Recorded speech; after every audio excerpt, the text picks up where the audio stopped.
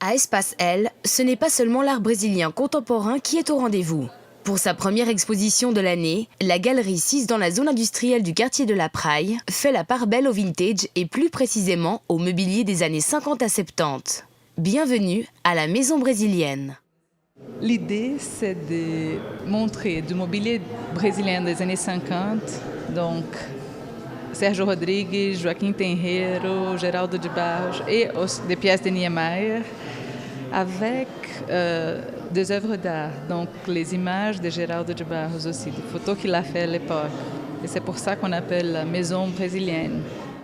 L'idée surgit lorsque la galériste rencontre l'américain Zesty Meyers, qui tient une galerie de design à New York, la Art 20th Century.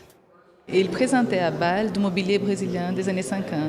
Et moi, en fait, mon grand-père m'a donné les mobiliers de Joaquim Tenreiro des années 50. Donc on a commencé à discuter. Lui, il m'a proposé une expo avec les Brazilian Design Masters.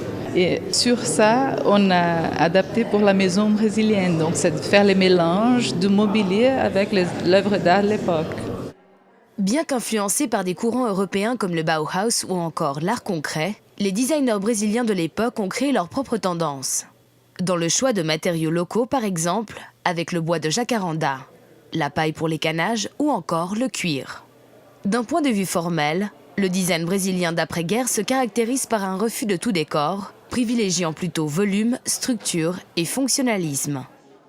Les gens de l'époque, ils ne se rendaient pas compte de la valeur du mobilier qu'ils avaient. Parce que là, c'est du bois, le jacaranda, qui n'est plus fabriqué. Donc, c'est devenu rare, mais à l'époque, les gens ne se rendaient même pas compte. La Maison Brésilienne ouvrira ses portes aux visiteurs jusqu'au 30 avril.